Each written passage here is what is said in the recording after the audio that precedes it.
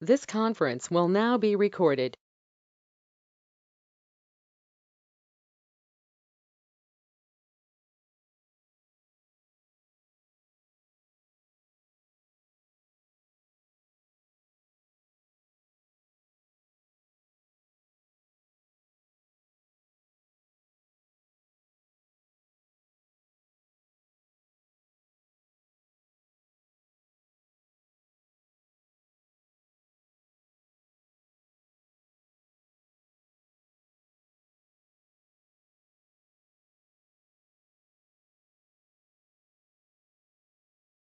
Liz will be here in a few, and Sean will be here in a few. Good evening. I'd like to call today's work session to order. Clerk, can I get a roll call? Or are we recording? Oh, perfect. Can I get a roll call, please? Commissioner Elkashari, Present. Commissioner Smith, He is absent. Commissioner Hill, Here.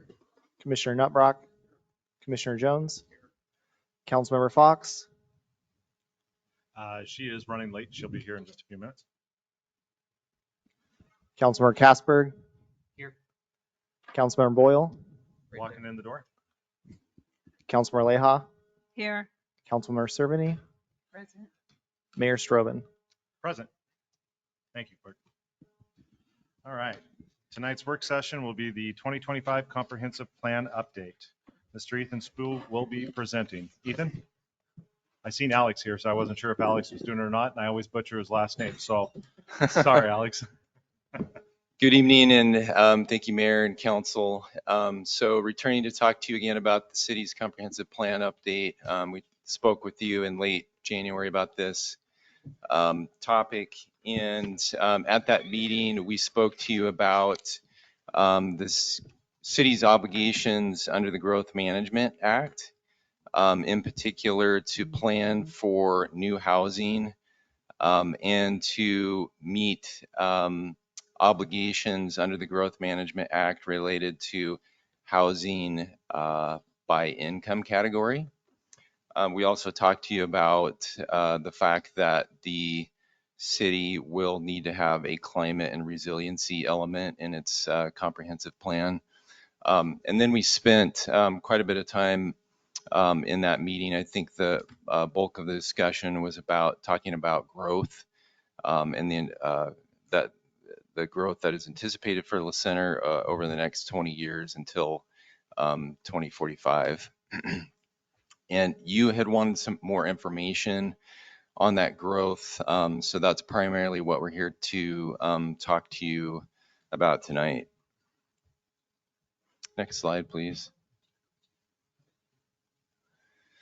So I recapped this just a little bit, but we'll be talking to you about the county's vacant buildable lands model and the growth allocations. And then also we're going to be rolling out for you tonight a series of a couple of land use scenarios. And those land use scenarios are areas where we've identified where La Center might grow and how it might grow. And so we have some maps that we're going to share with you on that. Next slide, please. So the key questions then, just kind of going back to last month and then a new question for this month. Should La Center direct excess residential and employment to other cities? For reasons that we'll go into tonight, that question is now less relevant tonight than it was last month. I'll explain that to you. And then we're hoping to get your input on your preferred land use scenario. As I said, there's a couple of them that we're going to roll out for you. One of them assumes, scenario A assumes up zoning within La Center, so you would have greater densities on certain properties within La Center. And then the second one is primarily focused on growth around the junction and expanding the city's urban growth area boundary to accommodate that growth. Next slide, please. Okay, so This table, at the risk of having a little bit too much on one slide, the first 3 rows of this table talk about the city's growth capacity and allocations that we talked with you about in January.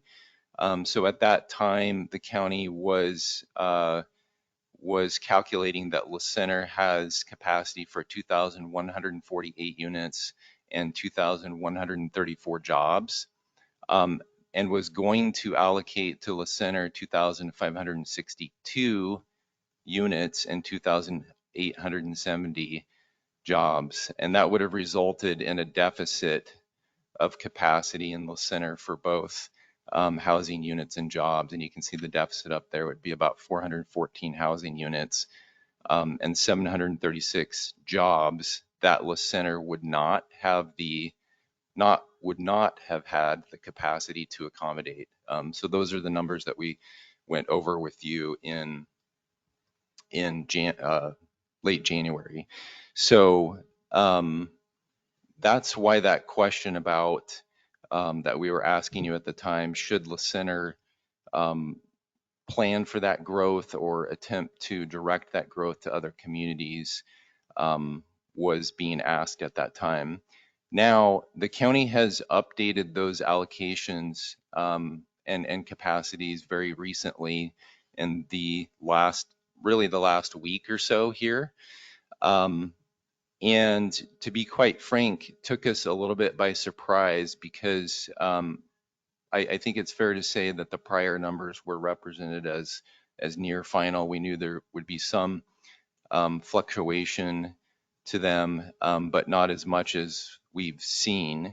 And so the new numbers that they've given us are a capacity of 2,122 units, 2,096 jobs, and then an allocation of 2,123 units, and an allocation of 2,119 jobs. So effectively that entire deficit for both housing units and jobs has gone away.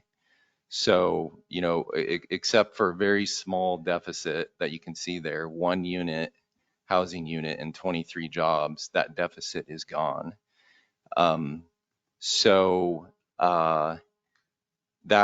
That presents a little bit of a different situation than we had last month, because that question, as I was saying, about should we attempt to direct growth to other communities really isn't as relevant as a question as it was.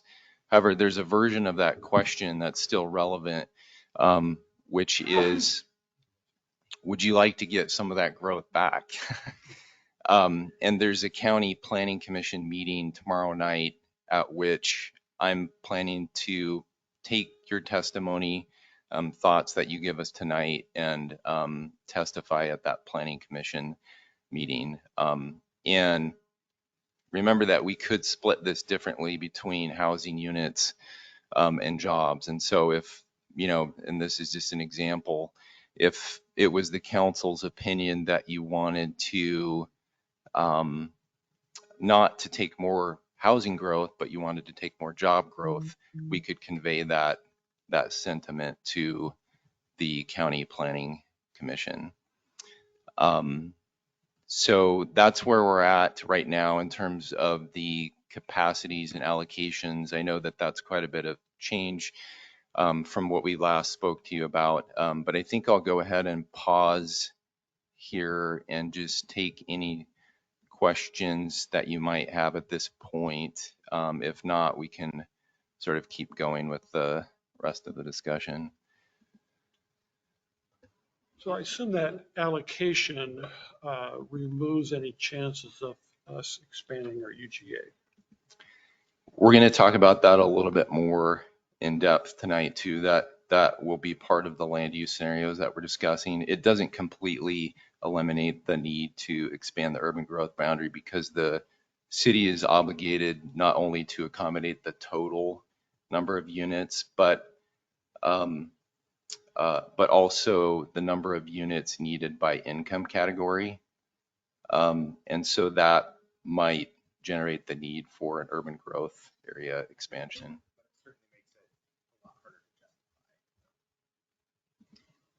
I would like to see that we protect that job availability. Oh, sorry. Can you hear me now? Keep it down in the audience, please. We're trying to keep it. Okay, is that better? Okay. I would like to protect the, the job, the land that would be set aside for jobs. Because I think that's really important. I would rather see people be able to live here and work here. So I'd want to make sure that we had plenty of that job land to use.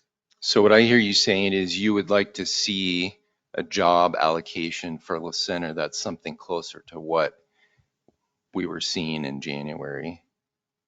That's what I would like. What's anybody else's opinion? No, I totally agree. I'm still trying to figure out where they're coming up with their numbers since they're not sharing the original numbers, right? The state gave them and kept it secret on their formula. When you're predicting 3, 4, 5 million people in 20 years, how do you take away the job allocation or residential allocations? That doesn't compute at all in my head. There's no logical sense to it. Mm-hmm. We're going to have to be able to support or sustain the growing market, right? This area is growing, and we're going to have more people in the area. We're going to need jobs, and if we're not allowed to expand the city, that's going to put a lot of constraints on us. Mm-hmm. I'm seeing head nods on that. Okay. What's the downside of going from 736 down to 23? What is the downside of that as it relates to impacts to the city? I mean, it's essentially what's been stated by Councilmember Leija, that you would have less job land available and therefore less ability to attract employers to those areas, that might need that land to locate to. So I think one thing I mentioned to you last month is that we completed something called a housing needs assessment strategy. Part of that was looking at the jobs in La Center. And I said that La Center has a jobs housing imbalance, which is to say that we have a lot more housing than jobs. I think everybody kind of knows that intuitively. And so if we were to have a lower allocation of jobs like the county is currently proposing for La Center, Commissioner Hill, then that would in theory just mean that job housing imbalance that we have right now would continue into the future. Be more likely to continue into the future. Remembering, however, that the city is also working on sub-area plans for downtown and Timmon Landing. So job land is going to be, considered as part of those too. But certainly if you had more job allocation, that would provide a greater justification for having employment land, for instance, at the junction, as well as looking at land for jobs in downtown and possibly at Timmon Landing. So when they're calculating these numbers, are they actually looking at what areas are zoned industrial and which ones are commercial? How are they coming up with that number based on those assumptions? I mean, they're two very different. Yeah, so I can numbers. describe that for you generally.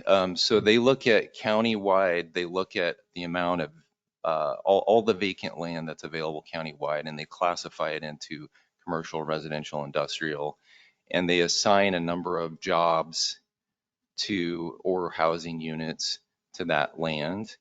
For instance, some of the assumptions for La Center are right there up on your screen. So for the LDR 7.5 zone, they assumed that there was 5 housing units that would develop per vacant acre in La Center. And then for the medium density, mixed use, residential, professional, and then the junction plan zones, they assumed that there would be 12 units that would develop per net vacant acre. And then on the job side, you can see they assume 9 jobs per industrial acre and 20 jobs per commercial acre. So that's kind of the real high level of how they do that. Was there a separate category for industrial and then there's light industrial? It goes, Oh, sorry, go I ahead. didn't want to interrupt. It goes by zoning. So countywide, they look at all the city zonings, all the county zones, and they apply those numbers per zone. So La Center doesn't currently have an industrial zone. We did a couple of years back, like prior to the Junction sub-area plan. So prior to 2017, the city had an industrial zone, but it got rid of that when the Junction plan was completed. However, in the future, for instance, if the county were to expand the city's urban growth area boundary at the Junction, there might be a need to have an industrial zone out that way again. But currently, La Center doesn't have any industrial Well, zoning. just a clarification on it. At the junction in the town employment zone,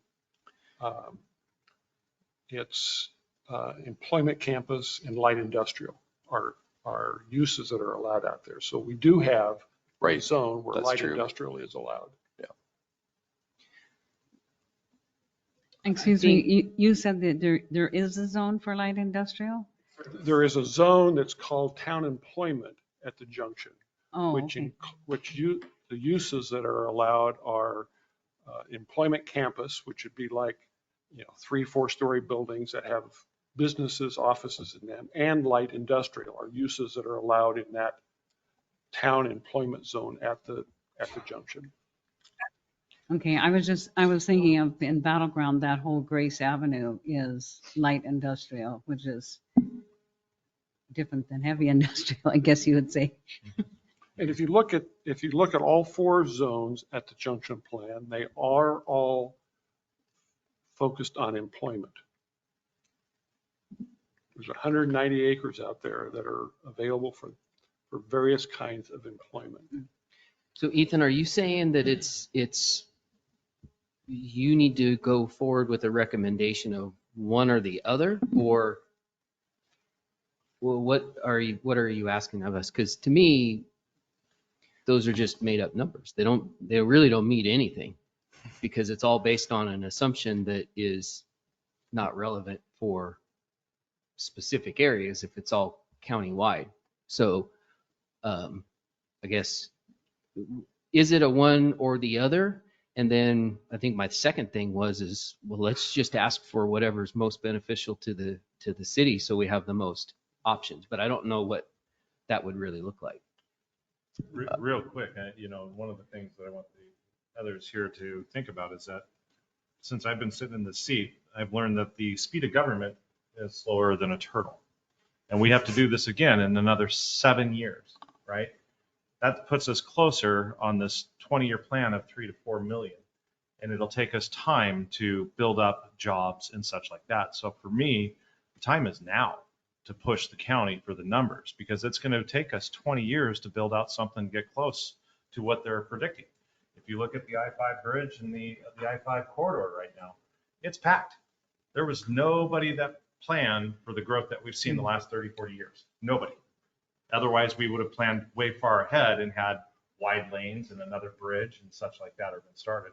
I just don't want to see La Center also get moved out because nobody said anything and the county starts awarding more to like Richfield or something along those lines down the road in the next 7 years. So I think at this time, the city needs to fight for what we will need in the future.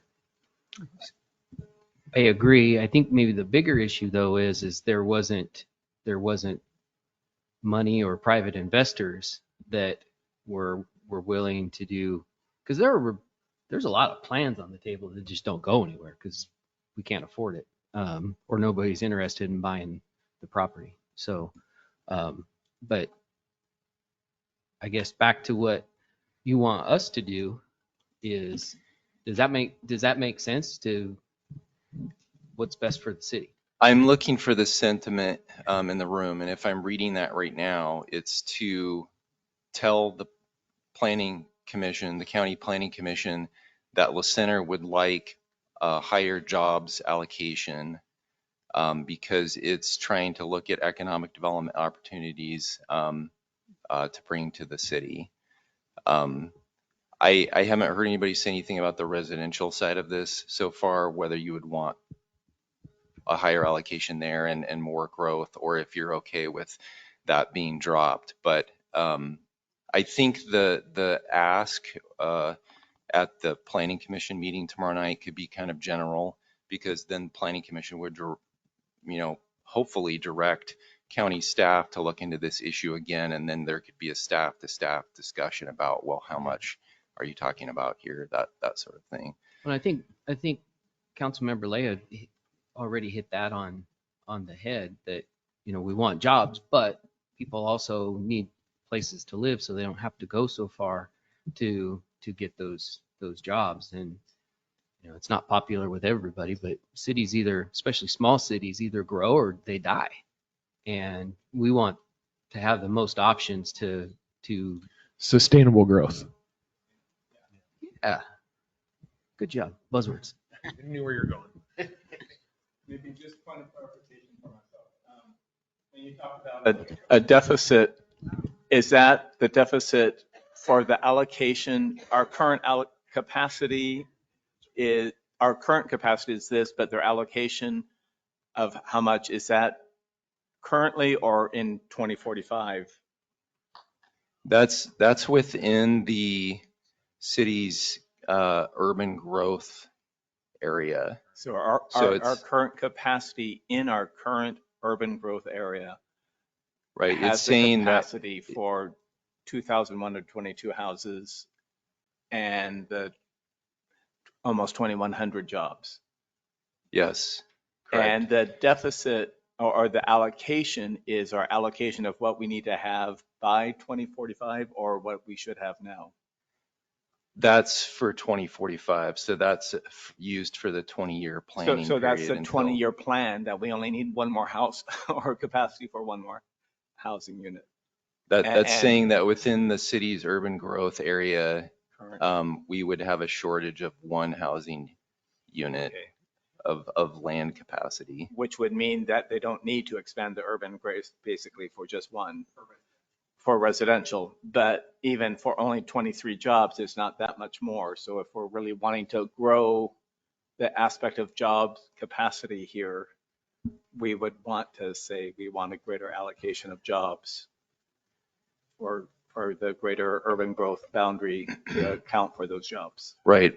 That's all correct, with just one modification, which is that in terms of an urban growth area expansion, we'll talk about that a little bit more when I go through the land use scenarios, but that's not completely off the table. As I think Public Works Director Cass said, it makes it more difficult to ask for an urban growth area expansion when the numbers are showing you have enough total capacity.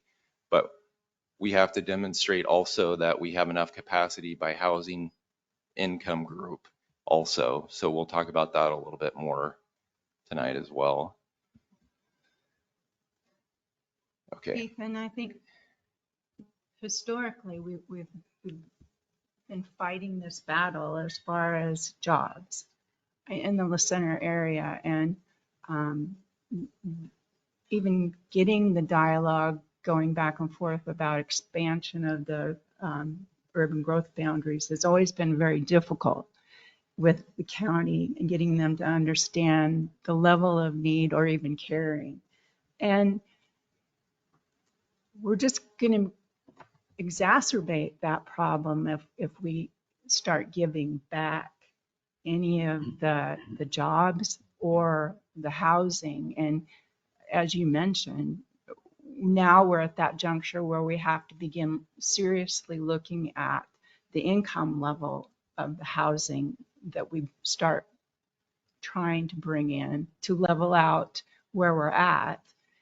in addition to the jobs, and the jobs are even more critical because of it's like a business. It's the rate of return on that investment for the city and for the taxpayer. So I'd hate to see us lose any ground in terms of jobs and the housing, and really look at the critical need, because I think what will be approached for initially will be more along the lines of the retail and commercial before we even get to the light industrial and industrial, if at all. You know, with the additional campuses being built at the Ridgefield Junction, you know, there's a slight potential for additional campus or some type of satellite research type business being interested in building at the junction, just because of everything that they'd be surrounded by. But you know, I think I agree with what everyone has said, that we can't go backwards. And it just becomes a more difficult conversation and discussion to have with each passing go around with the Growth Management Act. Okay, so if I could just synopsize again really quickly, the testimony that you would like me to give tomorrow night at the County Planning Commission meeting is that La Center would like both its residential and its employment capacity increased again. Okay, thank you, that's helpful. I'm gonna go ahead and move on to the next slide here, and we can jump into some more details. So I mentioned that La Center is obligated to plan not only for the total number of housing, but housing to meet certain income categories. That's an obligation under the State's Growth Management Act. And the way that works is that the state comes up with population projections and then hands those to each county, and then each county breaks those up into its cities and rural areas, allocates that to its cities and rural areas. So last month, again, we talked about that there's two different allocation methods, Method A and Method B. This is kind of getting into a little bit planning geek language, but essentially Method A assigns a certain number, a consistent percentage of housing units per income category as would match the county's percentage. So if the county needed to have 25% of its housing units in the 30 to 50% AMI range, then La Center would be assigned 25% as well.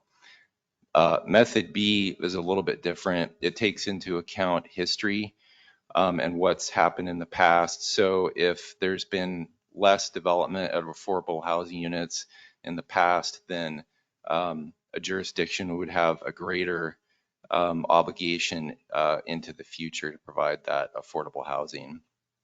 So the input that you gave us last month and that we have conveyed to the county is that you preferred Method B, and we told them that. And other jurisdictions also prefer Method B. Ridgefield said they prefer that, and I think Washougal said they prefer that. So it seems to be the direction that the county is going currently, is to go for Method B.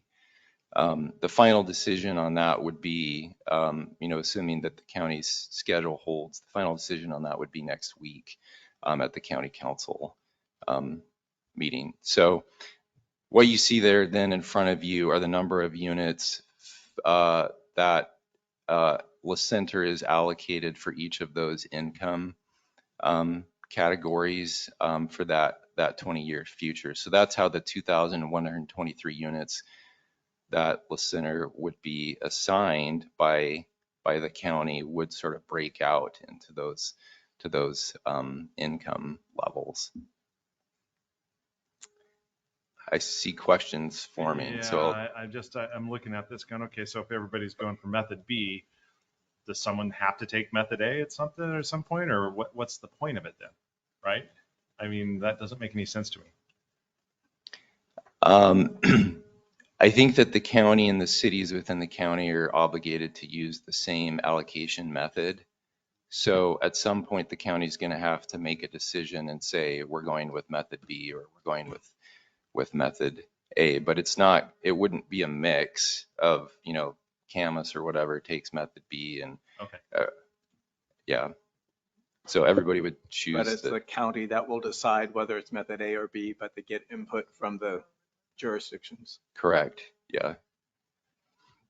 Does anybody or anything have any influence on what the county decides?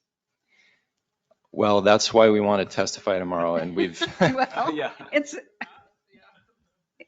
I think it's a good question. yeah, I mean, if all the cities pretty much want method B, I just wondered if the county, but does county have other ways of looking at it besides what all the cities want? I don't. That's the issue. yeah. Could be I mean, it's a fair question, because they changed the allocations on us here recently, so the question was, well, who are they listening to? We're providing input at every juncture that we can, so the city is part of a city-county coordination group, and Brian and I both attend those meetings and provide comments. And then, as I mentioned, we'll go to the Planning Commission meeting tomorrow night and provide testimony there as well. But ultimately, because the county is the sort of designated growth management agency by the state, it's responsible for assigning growth, allocating growth, and it's responsible for approving urban growth area expansions or not. Then it has the final decision-making authority in these matters. Thank you.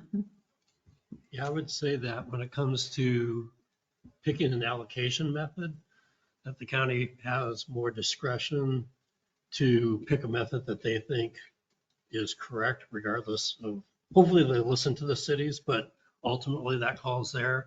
When it comes to the deficit allocations and projections, I think that becomes more quantitative. And it's a situation where the Growth Management Hearing Board often says, counties, you have to show your work. You just can't come up with something without showing what the basis of that was.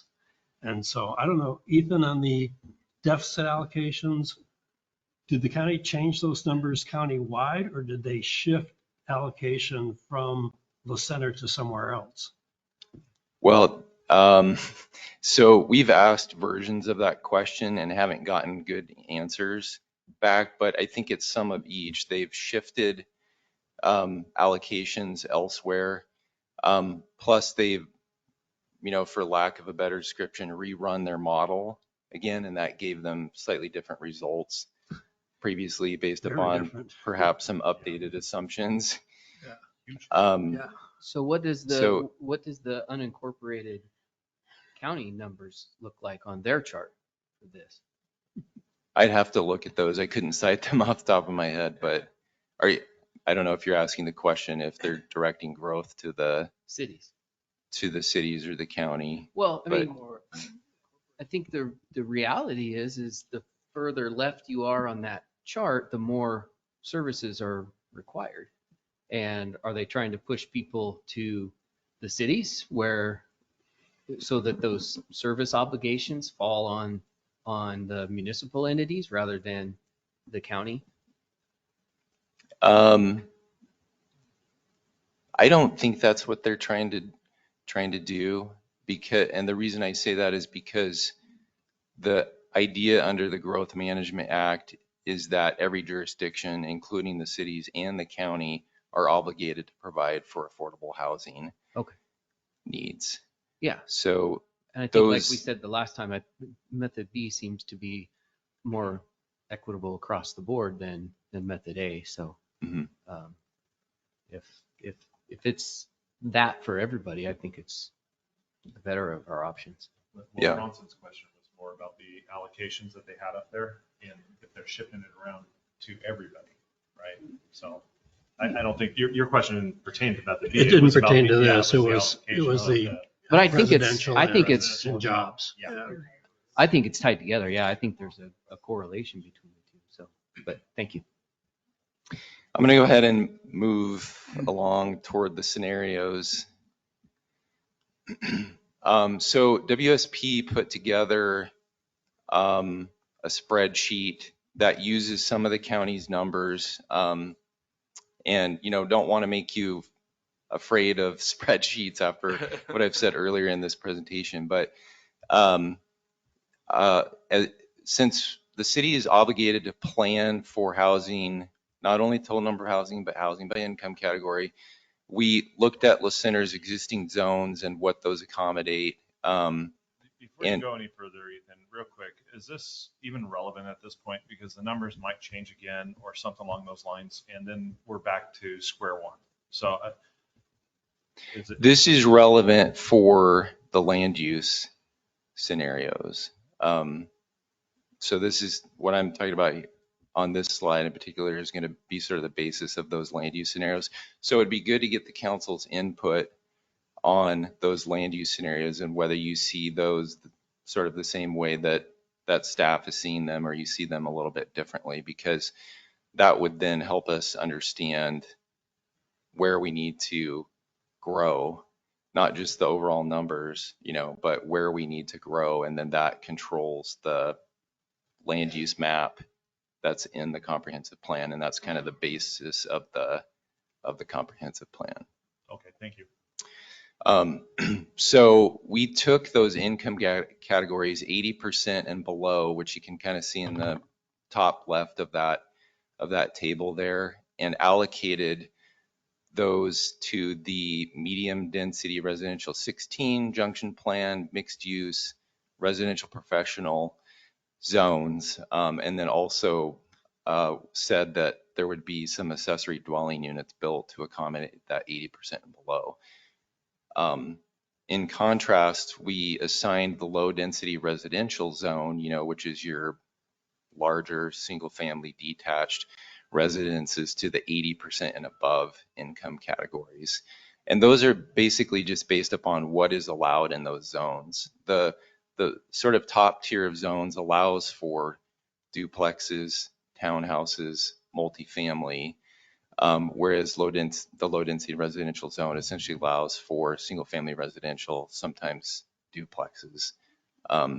So when you take those county allocations that they gave to us, there's 1,236, there's a need for 1,236 housing units in those categories from that prior slide I just showed you, but the total capacity is only 838.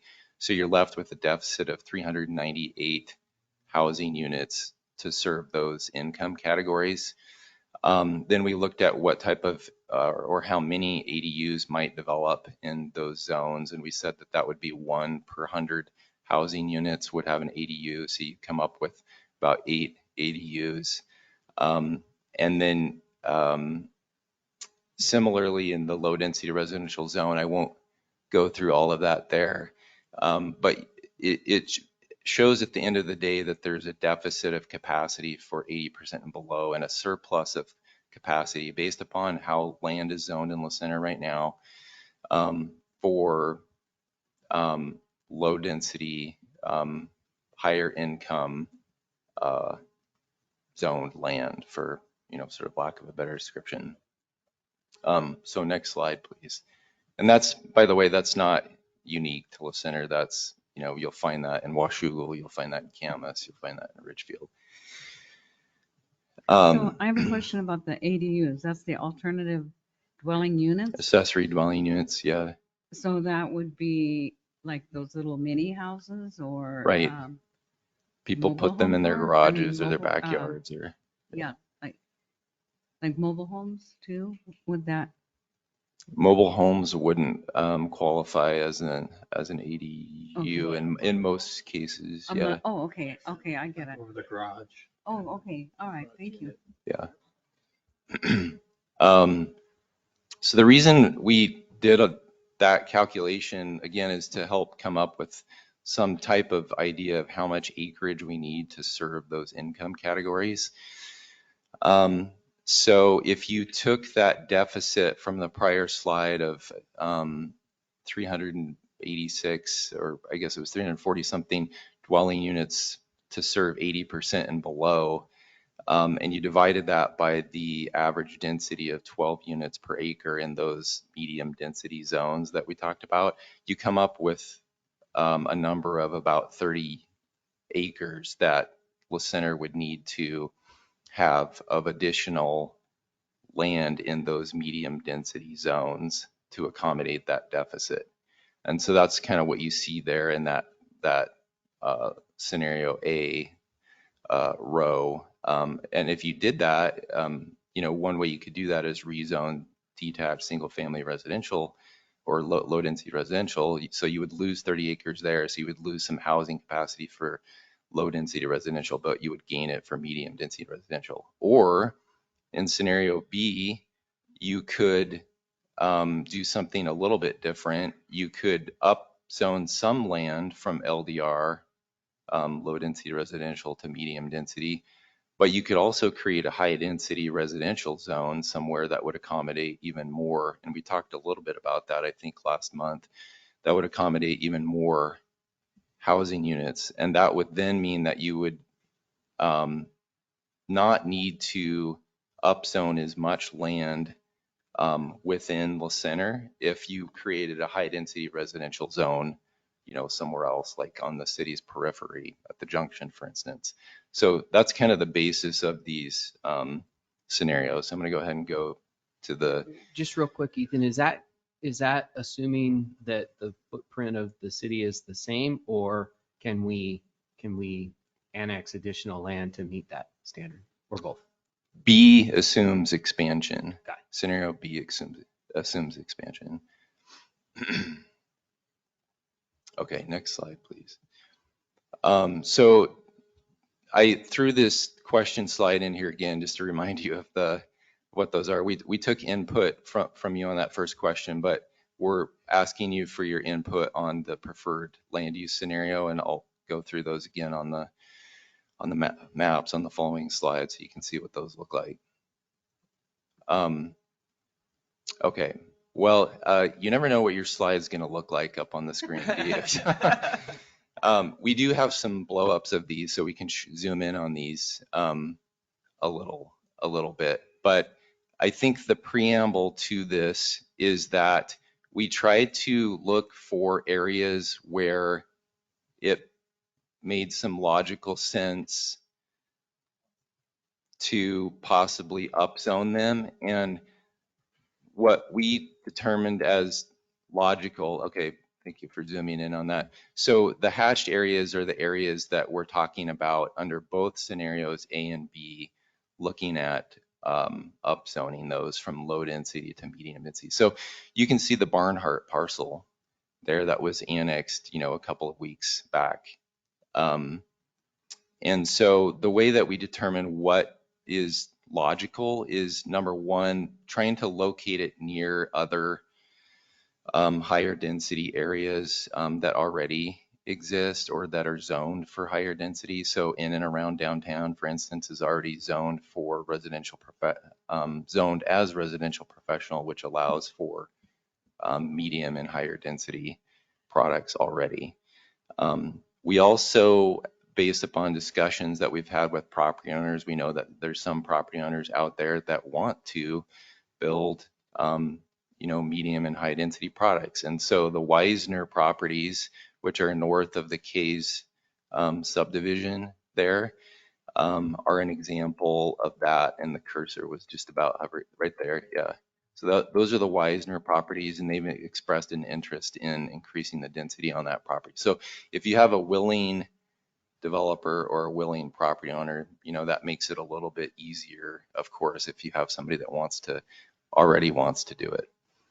And then if, Alex, if I can get you to zoom back out, I just want to show them really quickly the area around the junction there. So you can see some hatching north of the junction. So that's scenario B there, where we're saying that maybe there could be a high density residential zone right there. And then just to the west of the junction would be a possible expansion for some job land, and that's for both scenarios A and B. So we'll go on to the next slides, and hopefully I can make clear what the differences are between these two scenarios so you can see those. Okay, so these are the colors, and again, this is quite small, but you can see there north of the junction, that would be a new high density residential zone under scenario B. The blue west of the junction is the job generating land that belongs to both scenarios A and B.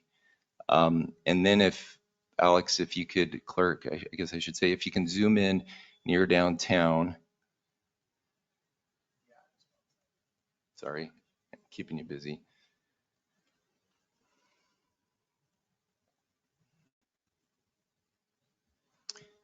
So you can see some hatching there, and that hatching for that sort of lighter, I guess medium pink color is showing some residential professional up zones in downtown. So that would be up zone from low density residential to residential professional.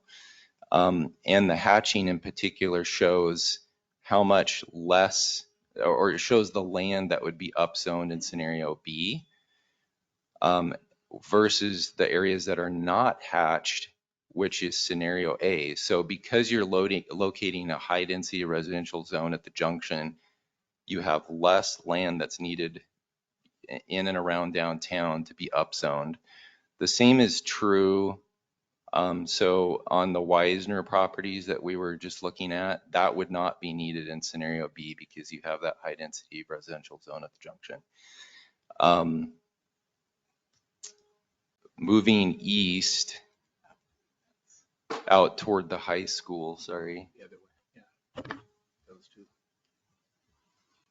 There's a couple of properties there. The large sort of rectangular one is the is the Manning property, and then the one just south of the high school baseball field is the Ellertson property. Those would be upzoned to medium density residential in scenario A, but they would not be needed in scenario B. So those are the differences between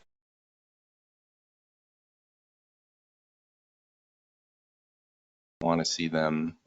Alex did a good job of zooming in on these individually, but I did have some slides that were zoomed in on these. So we're looking for your input on those scenarios, you know, not only maybe your preference between the scenarios, but also whether these strike a chord with you. Do they seem valid to you?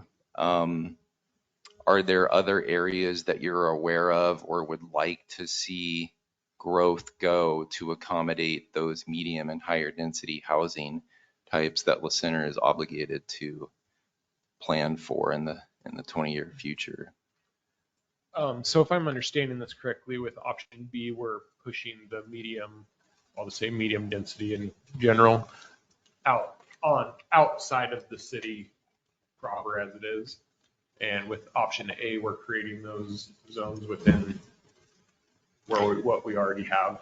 That's it in a nutshell. And there's pros and cons, I guess, if you will, that go along with that.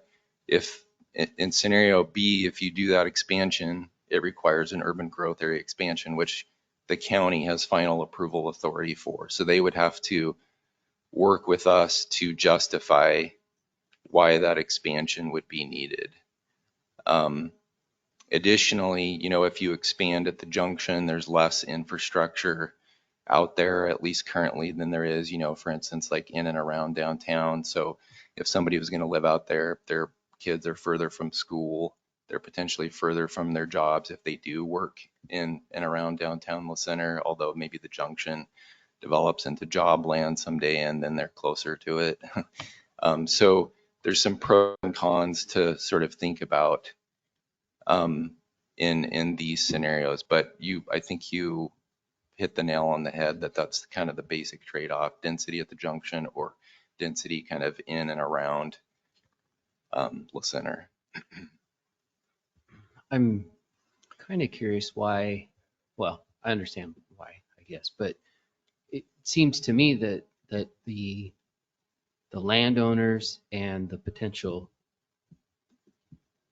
developers are really the ones that have the say in this. In terms of whether something actually happens. Right. That's correct. So you could expand and something might never happen, or you could rezone and something might never happen, or. Yeah. How hard is it to actually rezone? So like, let's say we decide one way and then 4 years down the road, we're like, yeah, let's rezone that. What's the steps for that? Sorry, Public Works Director Cass reminded me to remind you that all of these properties are have been identified as willing property owners to either expand or have expressed an interest in upzone. I think I kind of mentioned that briefly before, but so to get to your question, Mayor, going forward in the future, the center will have to demonstrate. Somebody comes in for a zone change, like let's say as part of this comprehensive plan process, we determine that something is upzoned and it is upzoned, and then 5 years down the road, 10 years down the road, somebody comes in and says, I don't want that, I want low density.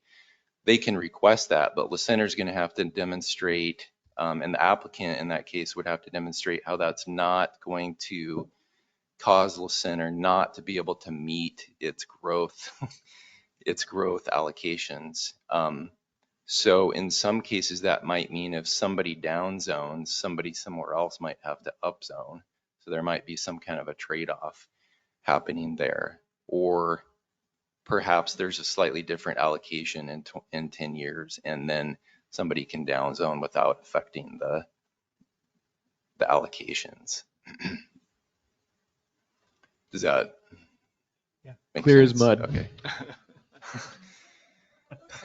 One comment I would make is I see the change in zone to RP in the downtown area. And I guess I would make sure we look at what that gives us, because RP allows LDR, MDR, or C1 with no attempt to integrate those. Like is, at the mixed zone, the MX zone, there is an attempt to integrate either vertically or horizontally commercial and residential, just like it's done at the TRX zone at the junction. So I'm not convinced that expanding that RP is the right thing to do around the downtown area, because I don't think you're going to get what you want. Somebody could come in there and legally put in a single LDR development, and that's not what you want, and you shouldn't zone it that way. Right, I agree. The other thing is I don't think you've accounted for the high density that's already allowed in the TR zone at the junction. Right, you can go up to 80 units or something per acre in. Well, we didn't specify. We just said that the TR zone was allowed for high density. We never went to the point of saying how dense that was. Obviously, it's higher than what's allowed in the medium density.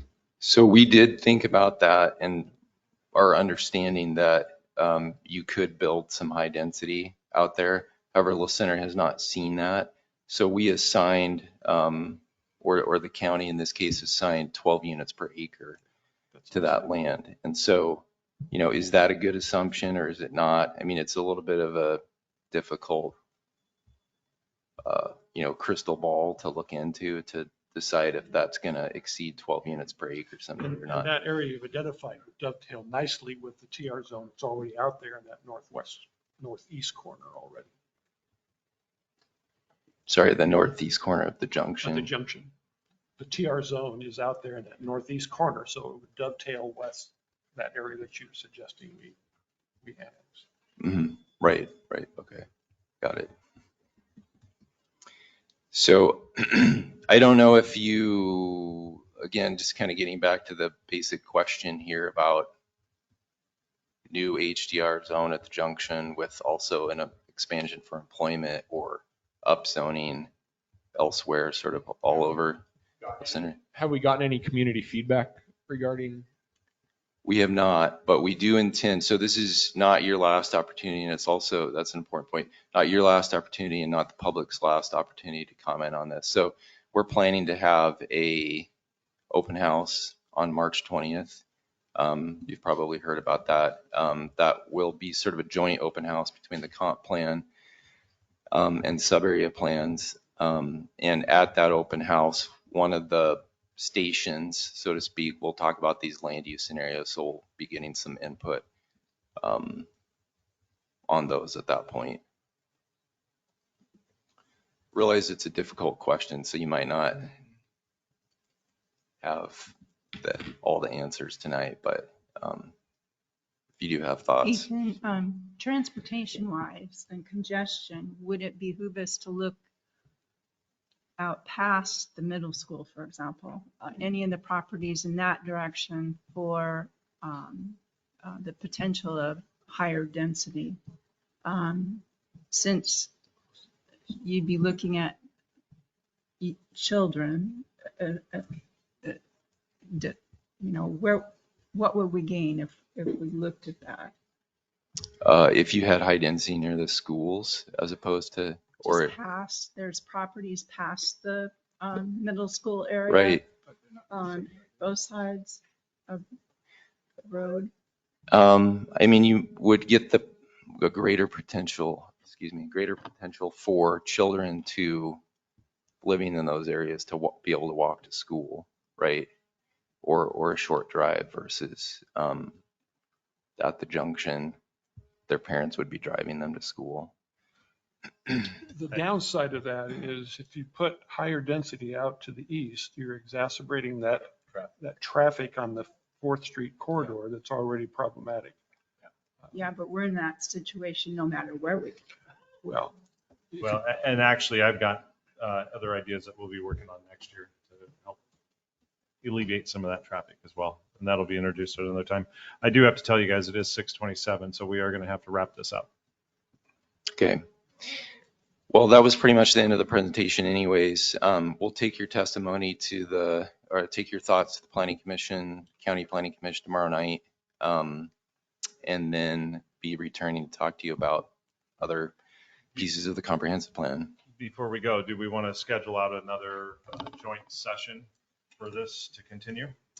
The next joint session that we have anticipated is in May when we roll out the draft land use and housing elements.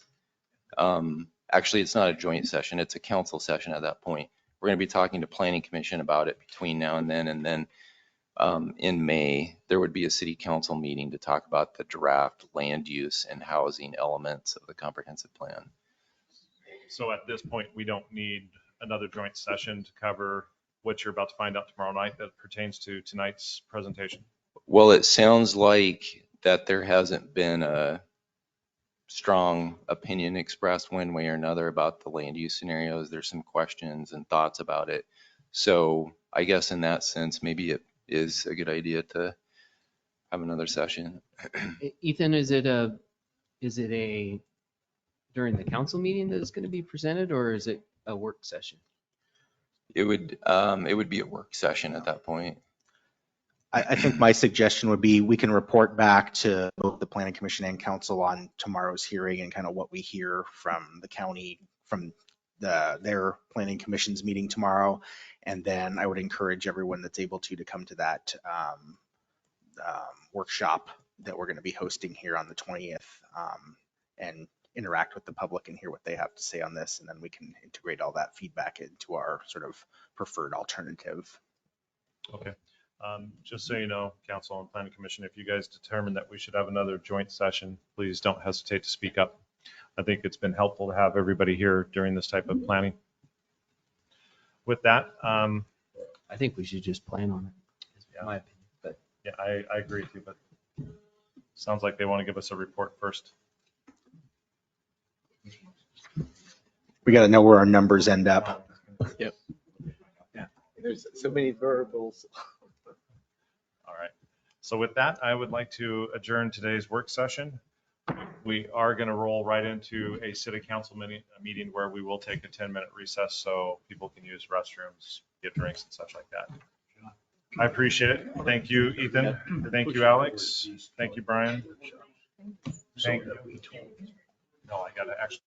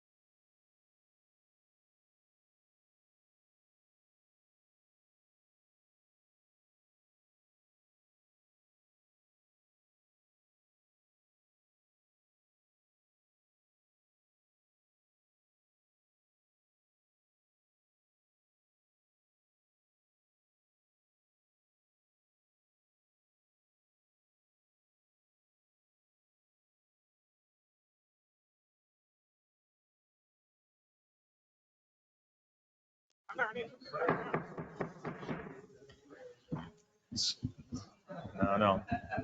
Clerk, please start the recording. Today is Wednesday, February 28th, 2024, and I'd like to call today's city council meeting to order. If we could all please stand for the Pledge of Allegiance. I pledge allegiance to the flag of the United States of America and to the republic for which it stands, one nation, under God, indivisible, with liberty and justice for all. Thank you. Clerk, may I please get roll call?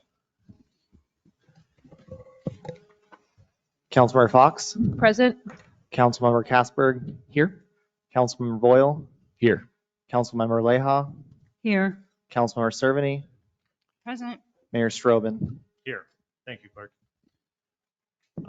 As most of you know, we just came out of a work session, so I do want to thank Ethan Spoo, the Planning Commission, and Alex from WSP for their work, along with Mr. Cast. We will take a 10-minute recess. It is now 6:32. We will reconvene at 6:42. Thank you.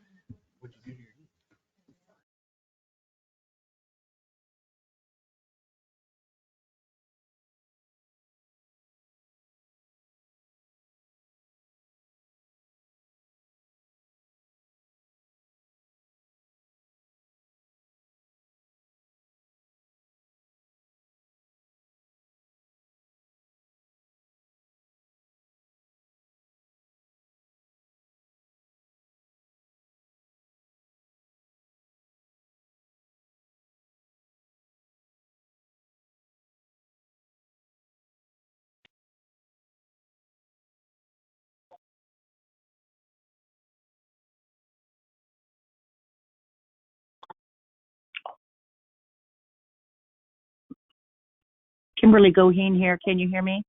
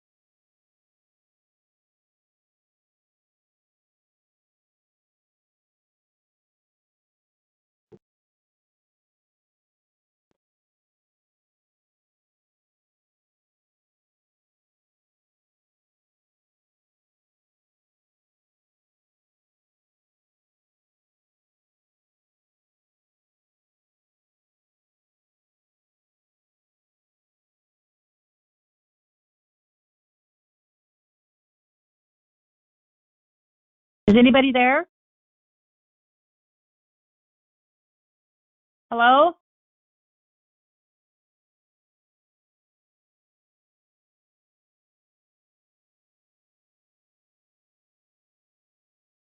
Hello? Hello?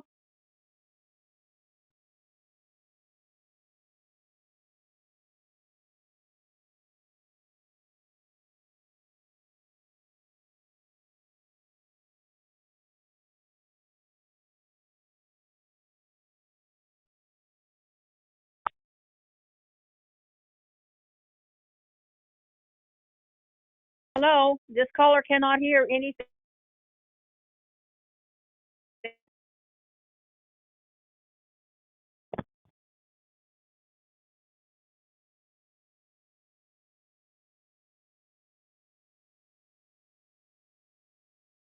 They are on a short recess.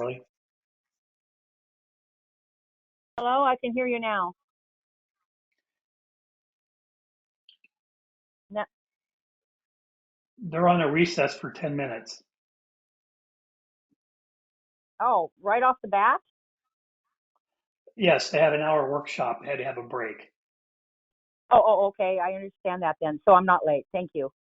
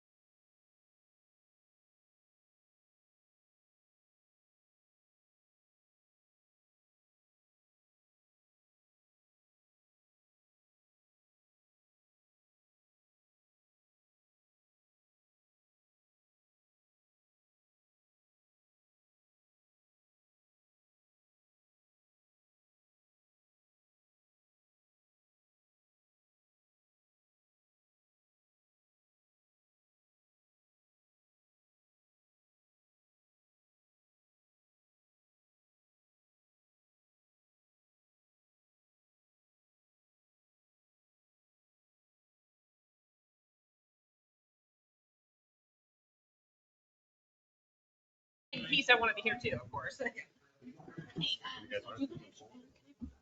No, yeah. I know, right? You read my mind.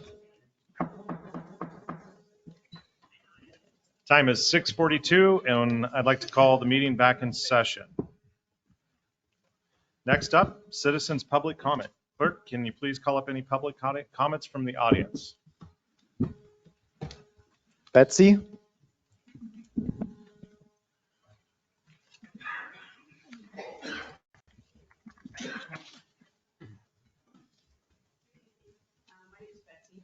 I am the chair of Listener United, and I live at 10417 Northeast 337th Street in La Center. I wanted to take a few minutes to just give an update on what Listener United is up to. We had a great turnout at our suicide awareness training on Monday. That's QPR, hour and a half, where we learned to just question, persuade, and refer. We were excited about that, and we want to repeat that again, maybe with some of the coaches in mind or those youth leaders in the community. Let's see, we have a positive community norms meeting tomorrow here at 5:30 at City Hall.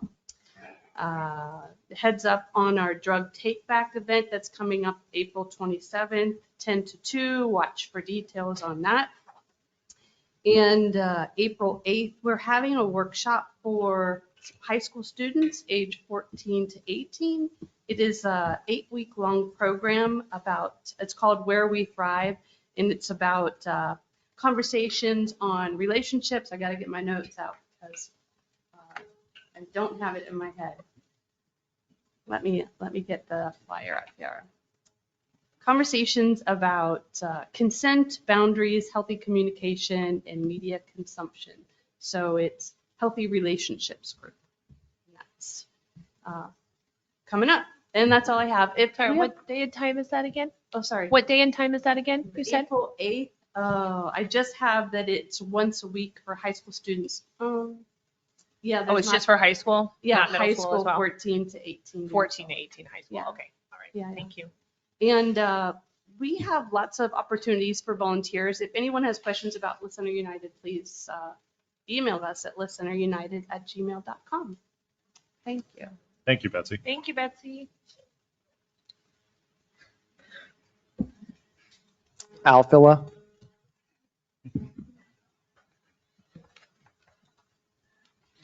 Clerk, can we cut his time in half? Alphila, 152 West 15th Double it. Street. Gonna make me cry. American Legion, meets the second Thursday of the month over at the church. We need people. If we don't get our thing going this year a little better, we're probably gonna fold. Just so if you know any veterans, please come see the American Legion. Okay. Now the least important things. Okay, the consent agenda. Oh, God. Somebody put a little bug on my ear about this, and he's sitting right in this group here, about how they sneak stuff through and they don't let people know.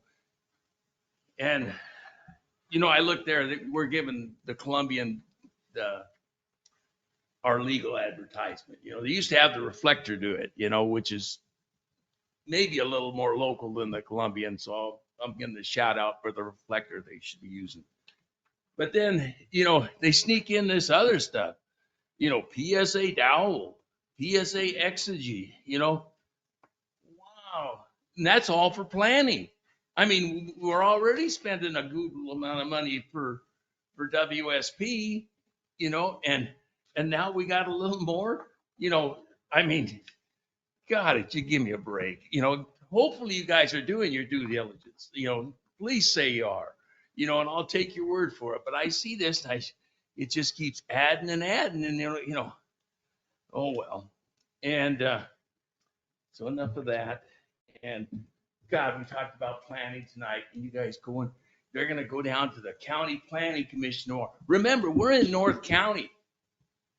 We're the redheaded stepchild of this county, and if you think that we're going to get anything Well, I'd just be very surprised if we get what we need and want from the county. It just hasn't been that way as far back as I can remember, and, I don't know what, they're going to tell them tomorrow night. Hopefully something that'll make them wake up and take a notice of us, but I just don't think that's going to happen. So again, and it seems like we're spending a lot of money and a lot of due diligence on that. So hopefully we'll get something done.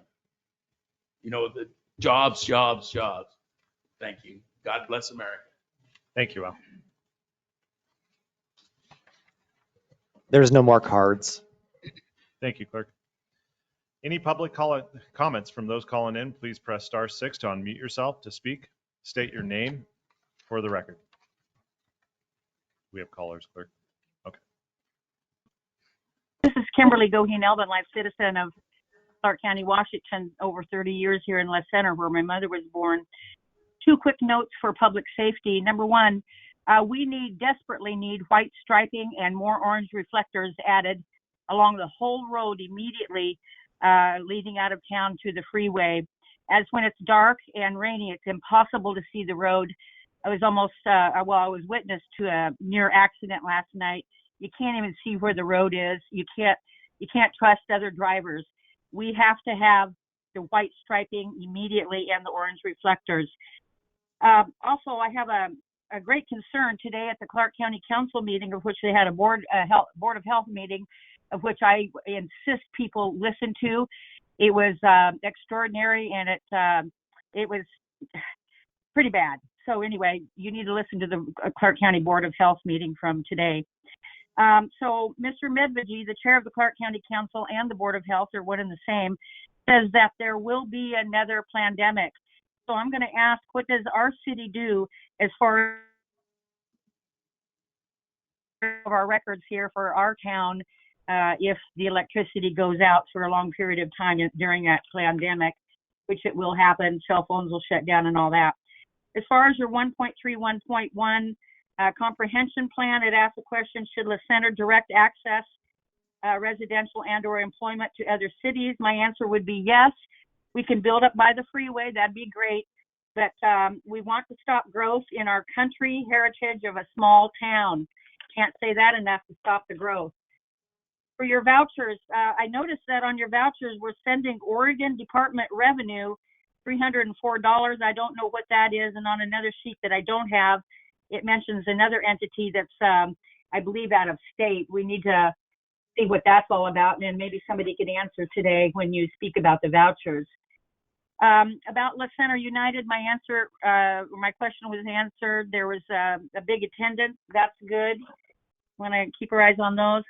For your minutes, 2.5.2 that you're passing February 14th. There was a few things on here. What was it? Well, for one thing, it brought up the WSP, and that was is going to tie into what we'll speak about, and the other citizens spoke about having monies for people with the development and contracts and this and that. We spent a lot of money on them. You had somebody else too, not just the WSP, but then you go to the DOWL, I think it is. I'm trying to find my notes here, the DOWL, and the other place, whatever it was, let me see here. Well, anyway, it's you're adding so much money to it that it's unbelievable. I figured out it's about over $500 a day, and then Did she cut it off or did you? Okay. Thank you, Kimberly. Any other callers calling in, please press star. Unmute yourself to speak. State your name for the record, please.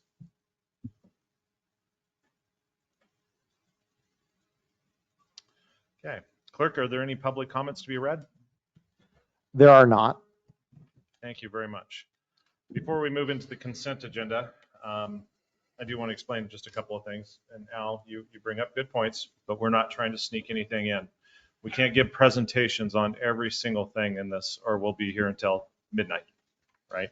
And some of this stuff is for council to read and bring up questions or ask for it to be moved.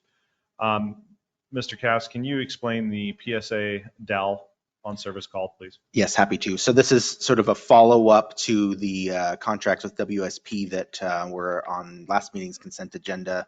Previously, WSP was basically the city's sole consultant planner.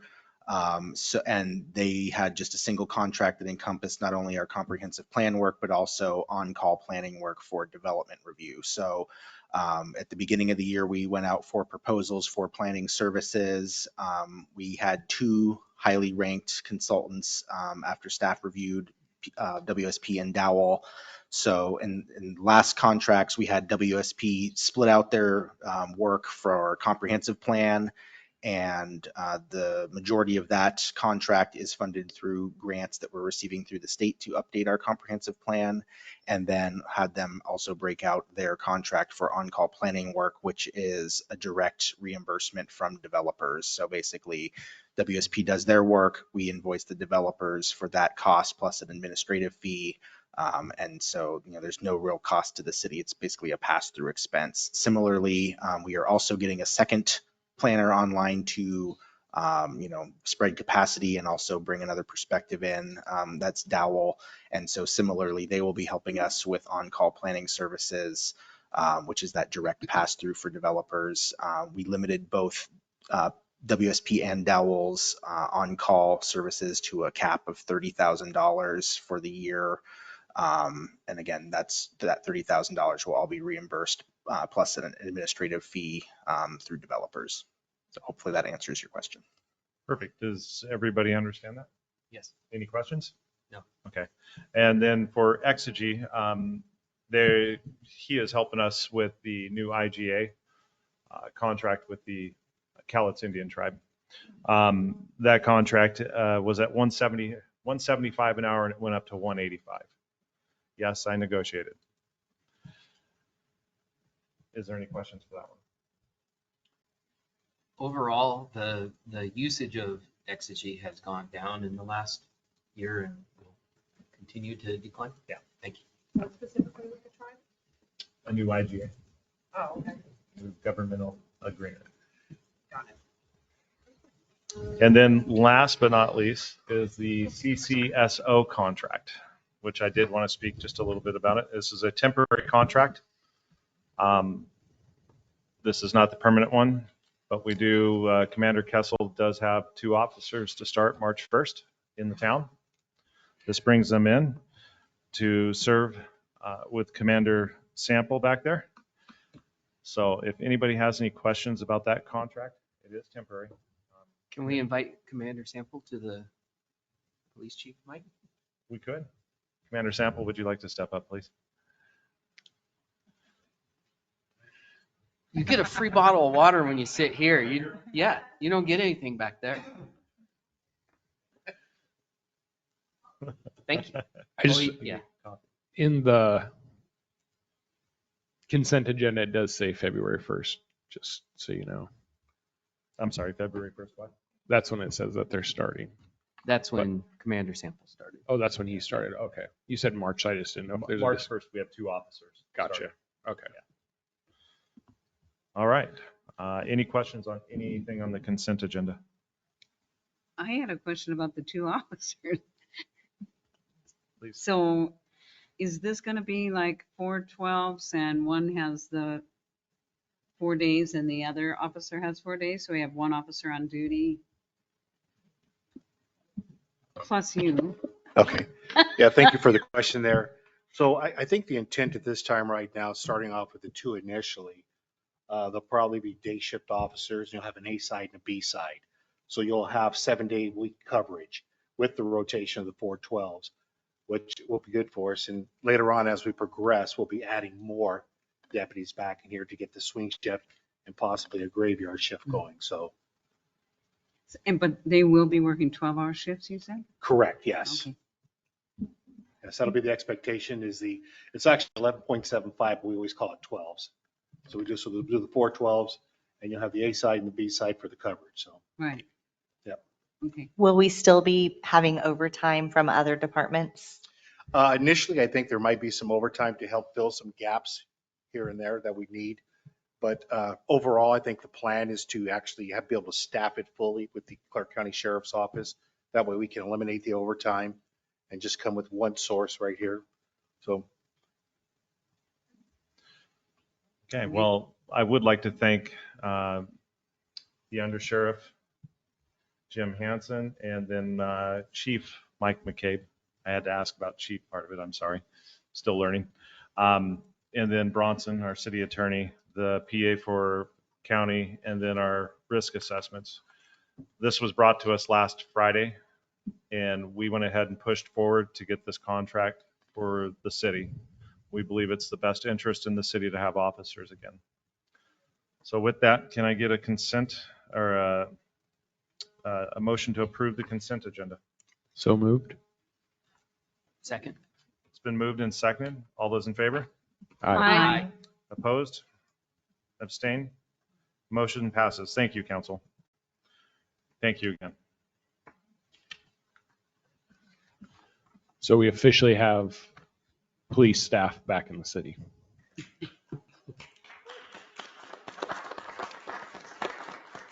Mayor. I will let you know, we actually worked on this even through Sunday, late Sunday. So there was many people that were involved in this to get this done. Very cool to bring to you guys. Good job. It was that important. Mayor, could we please do the proclamation first? She's online, so we can let her go. We Thank can you. do that, yeah. Okay, so we do have a proclamation tonight. It is Red Cross Month. March 2024. In times of crisis, people in the center come together to care for one another. This humanitarian spirit is a part of the foundation of our community and is exemplified by American Red Cross Cascades region volunteers and donors. In 1881, Clara Barton founded the American Red Cross, turning her steadfast dedication for helping others into a bold mission of preventing and alleviating people's suffering. Today, more than 140 years later, we honor the kindness and generosity of Red Cross volunteers here in La Center who continue to carry out Clara's life-saving legacy. They join the millions of people across the United States who volunteer, give blood, donate financially, or learn vital life-preserving skills through the Red Cross. In the Cascades region, serving Southwest Washington and Oregon, the contributions of more than 2,500 local Red Cross volunteers give hope to the most vulnerable in their darkest hours. The Red Cross does so by providing more than 600 emergency overnight shelter stays, along with food and comfort for families devastated by nearly 800 local disasters, like home fires. Through the generosity of those donating more than 182,000 units of essential blood for accident, burn victims, heart surgery, and organ transplant patients, and those receiving treatment for leukemia, cancer, or sickle cell disease, or by supporting service members and veterans in an average of 9 times a day, along with their families and caregivers through the unique challenges of military life, and by helping to save the lives of others with first aid, CPR, and other skills, or delivering international humanitarian aid. Their work to prevent and alleviate human suffering is vital to strengthening our community's resilience. We dedicate the month of March to all those who continue to advance the noble legacy of American Red Cross founder Clara Barton, who lived by her words, "You must never think of anything except the need and how to meet it." That gave me goosebumps, by the way. We ask others to join in this commitment to give back to our community. Now, therefore, I, Tom Strobin, Mayor of La Center, do hereby proclaim March 2024 as Red Cross Month and encourage all citizens to join in this observance. Thank you. Mary Jane Rose, Board Chairperson for the Red Cross, is online tonight to accept and say a few words. Mary? Thank you. I appreciate that. And as you had mentioned, we are here to prevent and alleviate human suffering in the face of emergencies by mobilizing the power of our volunteers and generosity of our donors. And we are here, we not only provide blood, but we provide training, and we involve people from our community. And time again, our community has stepped up in times of need. And in Southwest Washington alone, our chapter here in Southwest Washington responds to an average of 2 to 3 home fires a week. So if you can think about that for a moment, we have our volunteers from your own community that will show up to a home fire to help a family in need. So I just want to give a big thank you to our volunteers who do that. Again, this is an important organization within our community. So if any of you are ever interested in volunteering, I would highly encourage you to do so.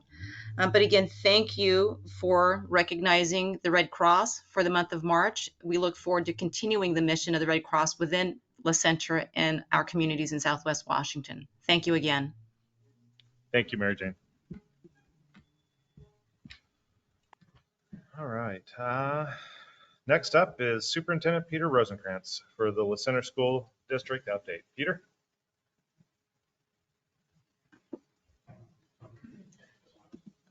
Yeah. Very good. Hello? Oh, now we're in. Okay. Hey, Peter Rosenkrantz, Superintendent, La Center School District. I just want to take a few moments and update you on different things going on. I was actually just texted just a moment ago, video of the toilets and urinals actually flushing at the stadium.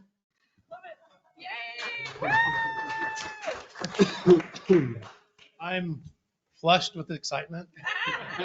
Yeah. All right. I thought it's the second time I'm told that's really good. All right. Anyway, no, the stadium's moving along. Pretty amazing. Volunteer. Remind you that the only thing that we've paid for is the lights. Everything else is volunteers, donations, and the Center Education Foundation is doing an amazing job to get us on track for March 15th, our first event of the spring. This spring, it's a track meet, and we should have usable toilets, and maybe not sinks, and we'll have a hand washing station, so don't worry, we'll be ready. All right. Last night, State of the District address. Pretty amazing event. We had a good number of folks out. I've given the slideshow. I'm not going to go through the whole thing, but do you have control over it? So can you go next? Okay, this one. So this slide here, one of the things I want to make sure we connect on, you've heard me say it a lot, grade 13, getting kids ready for graduation is a wonderful thing, seminal moment. Everybody loves graduation. They march across the stage, and then what? That's grade 13. All right, so we get kids ready. We help kids get themselves ready for grade 13. So when they go out, they can have jobs, right? And that's what we want. We want them to be productive citizens, and they have multiple pathways. In the bottom, it says multiple options for kids, and that's key. Next slide. This talks about specific pathways. Next slide. Industry partners. Next slide. Okay, so this is a picture of a shed donated by Builders First. That package of materials, Builders First prints the material, no waste. So you don't get like a bunch of 2x4s and then cut them off. Then you have a big old pile of scraps left over. They just print them out. It's like Uber IKEA shed building, only you don't have to use that little teeny wrench to try to put it all together. So gentleman on the left is Greg Stutz from Builders First Source. The gentleman on the right is our shop teacher. They've donated that shed. We'll build it, sell it, build another shed, and continue. So La Center will be flush with sheds. Hey. And we'll work on plumbing. Maybe we'll have, anyway. The bottom left is dozer days, teen dozer days. So we had kids go and actually operate machinery to determine whether they wanted to do heavy machinery operation. Very cool. And the building on the bottom is Ridgefield's Skills Center. We're going to build one in the center. Doug Green has donated the funds, $130,000 to build the materials, and now we're working on the rest of it to actually build a skills center so we can build sheds, tiny homes, work on construction, plumbing, electrical for our kids. Next slide. We're not just working on CTE. Last year we had 3 AP courses, accelerated or advanced placement, typically college prep, but this is not a college versus trades. It's a college and or trades. And you've heard me say this, it's career ready. I don't say, everybody says college and career ready. That gives college a free pass. It's career ready. I don't say military in career. I don't say hospitality in career, law enforcement in career. I simply say career. Kids pick the path they want to go. We had 3 AP courses last year with 20 exams taken. This year we have 9 AP courses with 230 exams taken. So we're not just pushing CTE, we're pushing advanced placement and options for kids to move between and have multiple pathways. Construction, those going into construction management need the CTE and need the college prep because those are college courses. Next slide, please. And next. All right, this is the key. Great picture there, Al. Had your good side. Just kidding. Yes, there is a good one, Nelda. No, kidding. All right. Comedy hour, man. All right. So we're trying to establish a culture of volunteers. We want the center. I mean, the stadium is a prime example. It's a good old fashioned barn raising. It's taken us 10 years, but we're patient and we work together. We want to instill this in our kids. And it started from a conversation of whether we have a graduation requirement for volunteering. The trouble is when I require it, is it still volunteering? Right? I mean, it's an interesting discussion occurring at the school board level. What I'm proposing, and what I'm proposing is an ad hoc committee, joint committee between the Center City Council and La Center School Board and La Center Student ASB to come together and talk about how we can promote volunteerism in our students. I've reached out to a couple council members and to get some kind of idea if this is a go, and I have Sean and Melissa still interested, but there's a new wrinkle. See, and Bronson will correct me on this. For school boards and city councils, anytime 3 or more are together, we have to advertise as a meeting. And so I have 3 board members that want to serve on this. I don't want to avoid the meeting clause. I'll advertise that as a meeting. I don't care. So that opens it up. If other city council members want to be a part, so be it. Then we have an open conversation. So it's city council, school board, students. And then I had a community member come up and say, you know, Pete, you're talking about involving the community and connecting with the community. And I said, yeah, the community is city council, the schools, the school board. She goes, what about a community member? You're right. So I'm working on the community member side of it. I do want student voice there, but this is an open invitation to city council if you would like to join and be a part of this conversation about how do we improve volunteerism. So what do you think? I'm putting you on the spot, and you don't have to answer now. I think Sean. I said I'm in already. Yeah, I mean, I'm definitely. I'm in. So we got 3 city council, 3 school board. That's awesome. We will advertise. Is the mayor Well, allowed? we have to advertise. The mayor's welcome too. There we go. Because the superintendent's going to be there. Right? And the agenda is really simple. How many ways can you volunteer in the center? How do we connect those volunteer opportunities with our kids? And then how do we encourage? And one simple idea is graduation cords. Kids will work hard for graduation cords. Or there's other ways. We can tie it into our scholarship program. There's ways to do it. So I want input from the team to see how we can move forward. And so anyway, Have you thought about incorporating that into some of your pathways as having certain amount of volunteer hours, like for certain tiers, like equivalent to certain credits or half credit, so that you can see the kids who are like, oh, that sparks my soul. I could go get this many credit and kind of do that. Or kids that maybe that would be frightening for them or tough for them to beat. They might want to volunteer in a smaller way. So maybe they would take less credit. Just an idea. I don't know. Just curious. No, it's a good idea. It's right where the board is as far as do I make it a graduation requirement or not? Yeah, or different pathways require different amounts of volunteer time. And we can talk more as a committee. There are some limitations.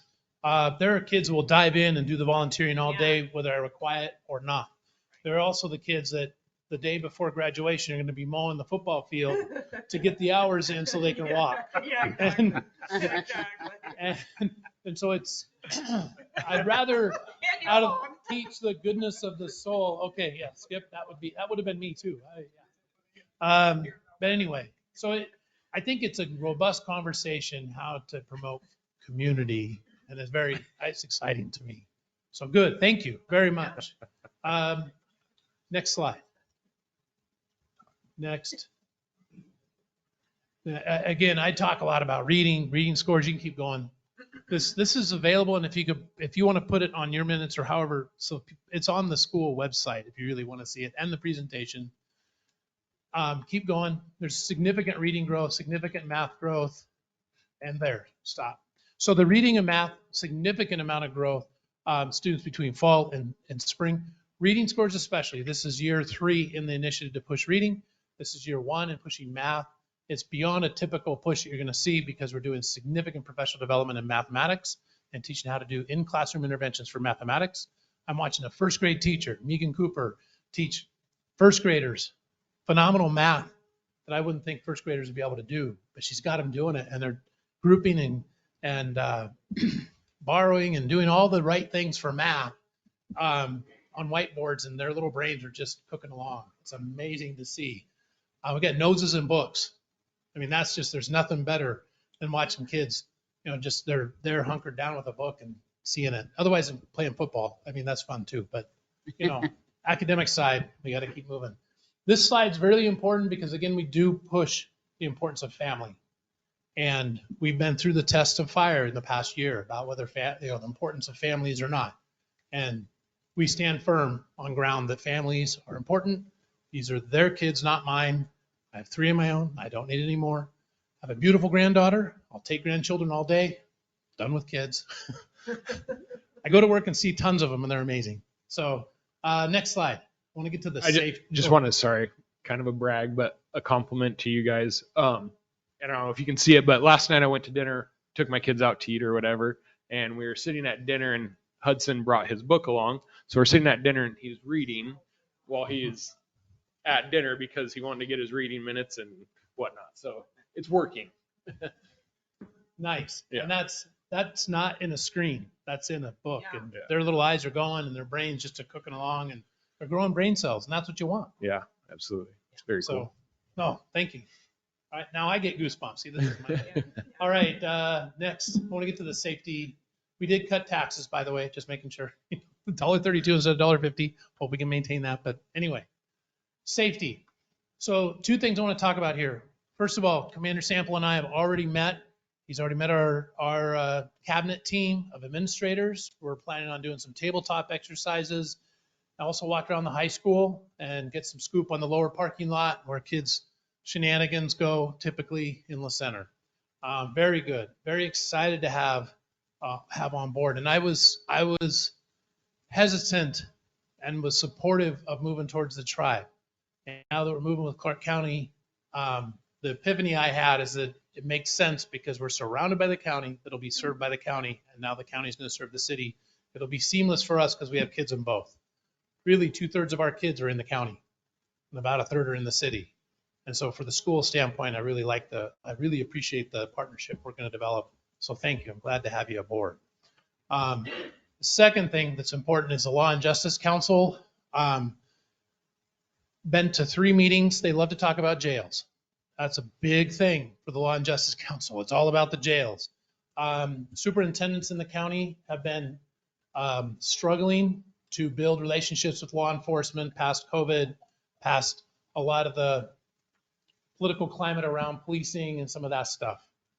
So the superintendents have been, how do we build a bridge? And so the agenda for the March 14th meeting has a session I'm leading on how we can do combine law enforcement and school and have a better partnership for county-wide.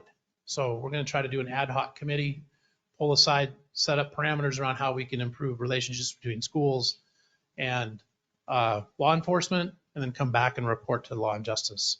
Just wanted to give you that heads up for Law and Justice and what we're trying to do county-wide and coordinate that. And then I think that's all I have. I've talked a lot. Sorry. Yep, that's what I needed.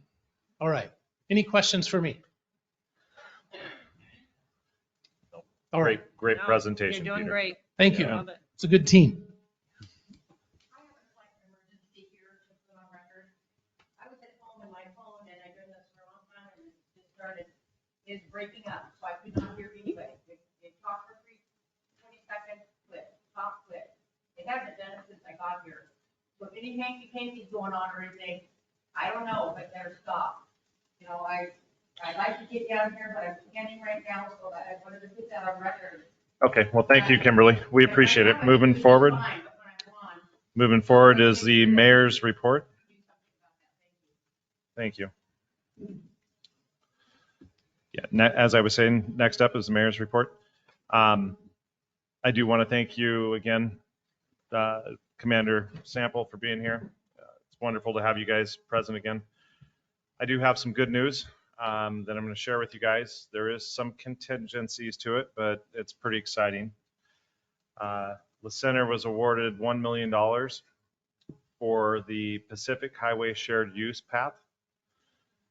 The contingency is it doesn't come, or we can't be awarded the actual money until January 1st, 2025. This is the shared use path out there towards Riverside Estates.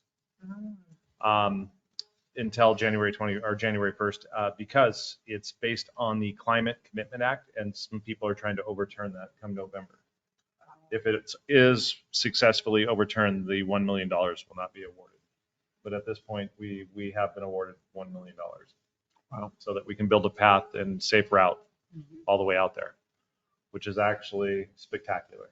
So if any of you have relationships with any of your legislators, state representatives, or anything like that, send them a thank you on behalf of the city.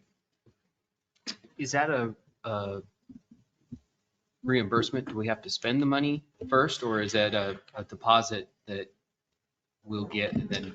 Yeah, so this would be for construction funding. So we just got our estimate today for the project. We're actually applying for another grant to hopefully finish funding that project. But we have, with this million, we have $1.7 million construction funding. The estimate with contingency at this point is $3.4 million for that project, because we have to cross a creek with a structure.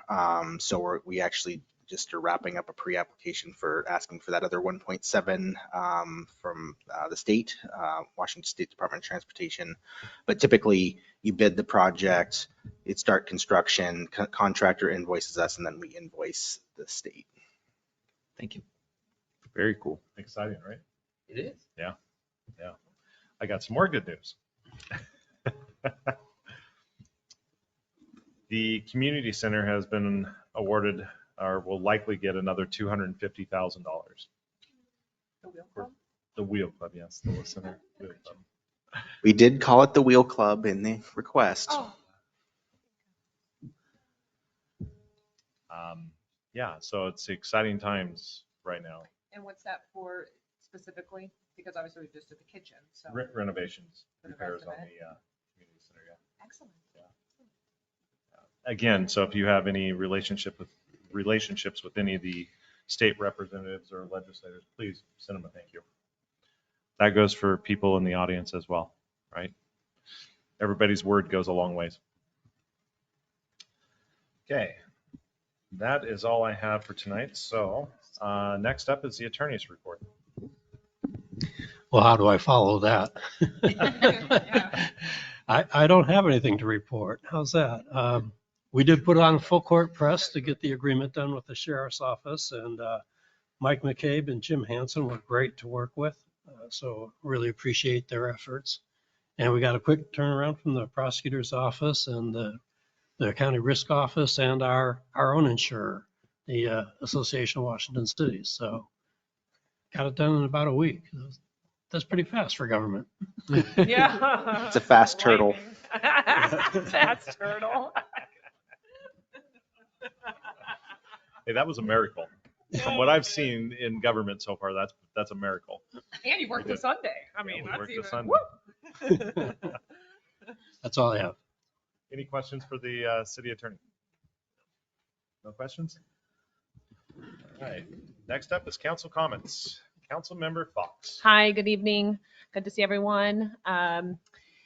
If you see us all with some new laptops, it's because they were issued to us. So we're not up here on our own personal computers. It's so we can look and see the agenda and click on stuff without having a bunch of paper. So yeah, we're just following along. So yes, something new for us. But if you think we're looking down too much, let us know. You want some more eye contact? Who knows? It's new.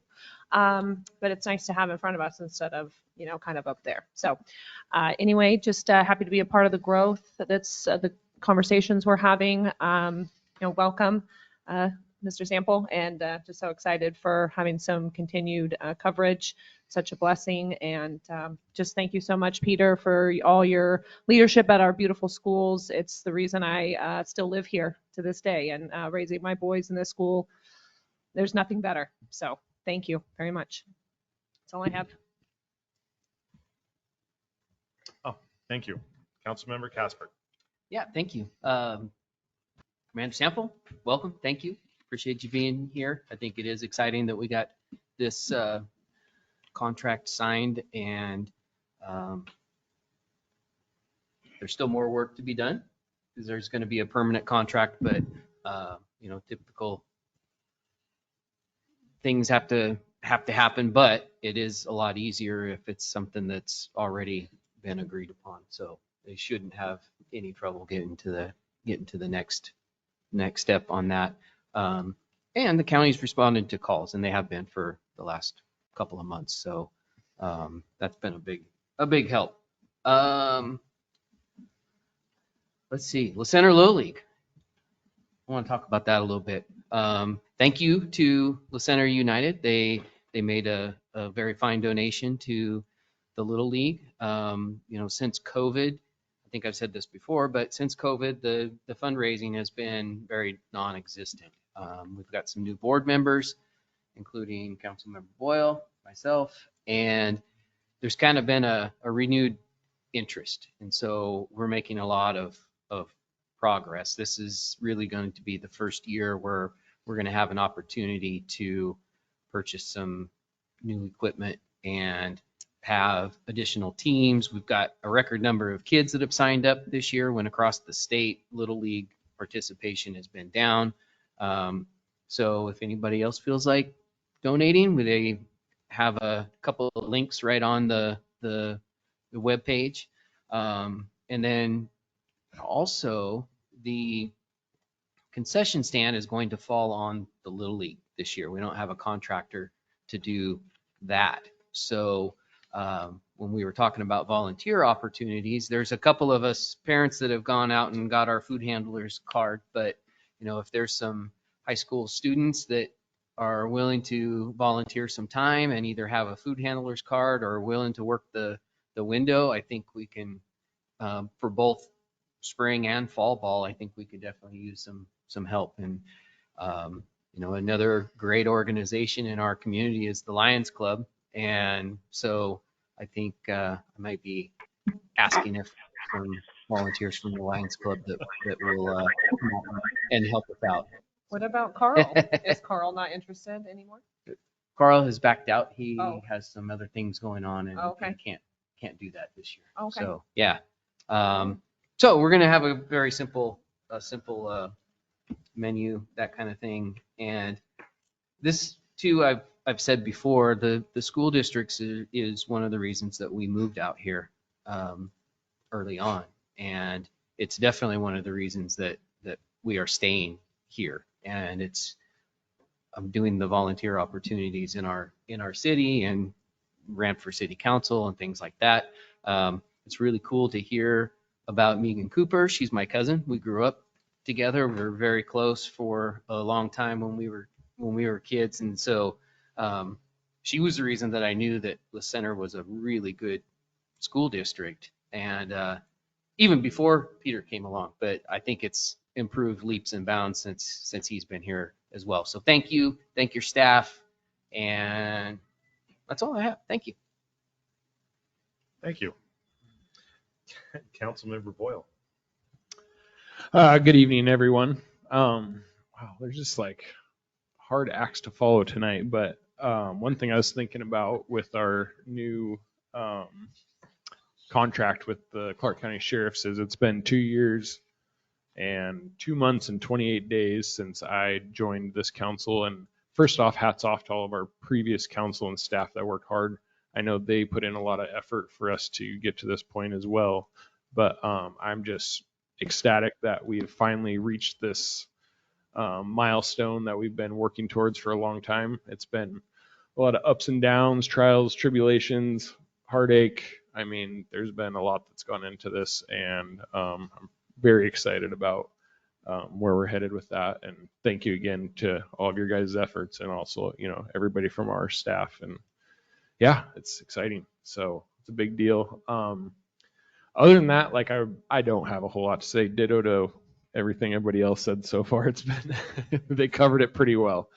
But just glad to see everybody, and thanks for coming. Thank you. And I see the notes over there. Councilmember Leija.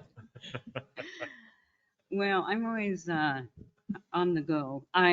Last Friday I was in Olympia the whole day, and listening to all the stuff that's going on in the legislature. And Jim Walsh is the state rep for Legislative 19, and he's the one that actually filed the Initiative 21111, which has to do with the income tax. And not, this is stopping us getting a personal income tax. And he said that we already have a good system of, it's a three-leg system of property tax, sales tax, and business and occupation tax. And so this would work with that, but it would stop us from having a personal income tax on our personal income. So that was very, very good news. And then Initiative 2081 with parental rights with their children, that is going through. Councilmember, we're not going to speak in favor of ballot measures, right? Yeah, I was just saying the ones that they talked about. Yeah. Okay. Yeah. And so it was it was really good to actually be there and hear them talking about these different initiatives and the initiatives that was going on with that. Yeah. Yes. And then Monday afternoon, I was at a PUD class, which Sean and Casey and I were all at that class. Half of that stuff went over the top of my head, but I'm learning. So it's very interesting to see the direction that the PUD is going with, with electricity and that availability and what's going on. And Sean and Casey could probably speak to this better than I can even. But it was very interesting. And then Monday evening I attended the Center Arts group, and we worked on the mission statement, the vision statement, and the guiding principles. And so we're looking forward to that. And there will be a May 11th. There's going to be a big art thing going on, and some of it will be at the Wheelhouse Community Center, and some of it will be up at the high school. And so we'll be some photography and paintings, and there'll be music and all kinds of fun things, and you'll hear more about that in the future. And yes, I'm also very thankful to have Commander Sample here and to be moving forward with the county. So thank you. Perfect. Thank you. Councilmember Cerveny. Thank you. I'd just like to thank everyone for attending again this evening, and I don't have anything else to add that hasn't already been said. Thanks. Thank you. Yeah, there's been a lot tonight.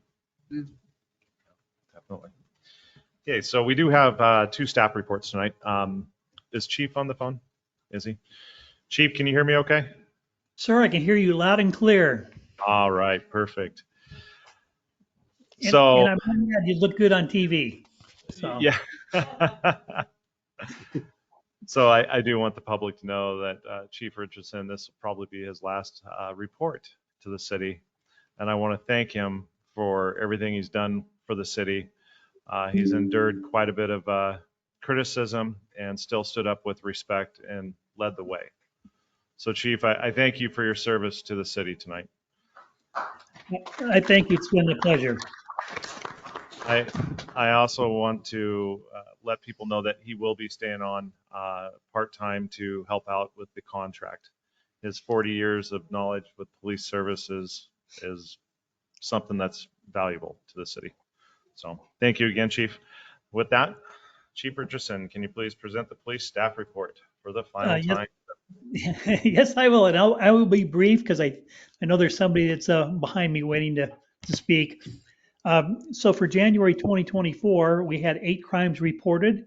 That's one more than we had in January of 2023. The good news is we did not have any auto thefts, nor did we have any assaults or DV related assaults in January, which is rather good. I was curious about auto thefts, how they are in the state. So I actually looked at January statewide compared to last year, and believe it or not, auto thefts statewide are down about 1,679 cars. So we had 1,679 cars less stolen than last year. So it's all because of those locks, I'm sure.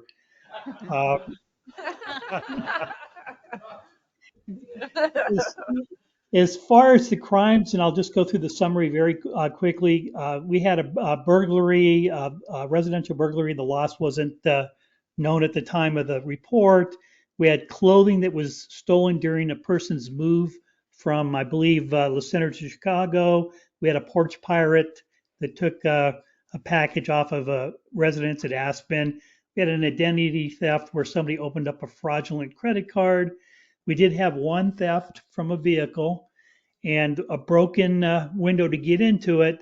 But this is just a reminder, because this is a pet peeve of mine, is unfortunately they stole a handgun out of this vehicle. And I always tell people whether the car is locked or unlocked, you don't leave a handgun in the car unattended.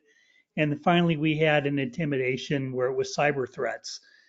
And other than that, we had no arrests made in this month of January compared to last January. And with that, Mayor, I believe that concludes what I have to say tonight. Thank you, Chief. Any questions for the Chief? No, thank you, Chief. Councilmember, you look like you had something. Oh, I was just going to say thank you as well. Thank you for your service to the Yeah. to the community. It's been a pleasure working with you.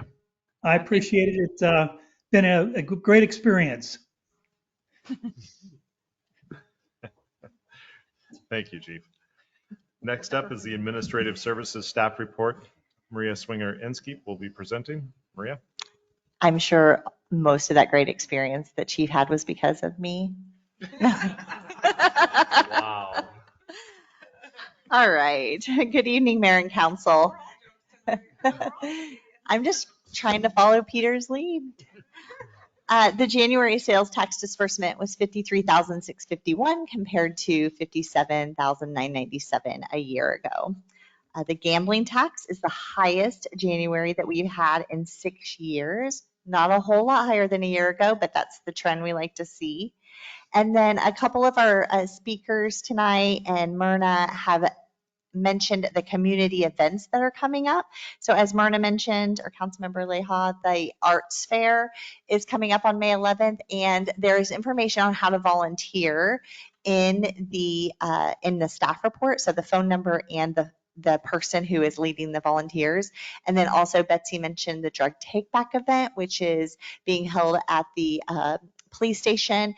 And we will be advertising more information about that. There's information on it in our newsletter that will come out this week, and then also in the staff report as far as what we accept. And then I do want to answer Kimberly's question about the Oregon Department of Revenue. And if we have employees who live in Oregon, they have to pay state income tax. And so that's just their tax that they are paying.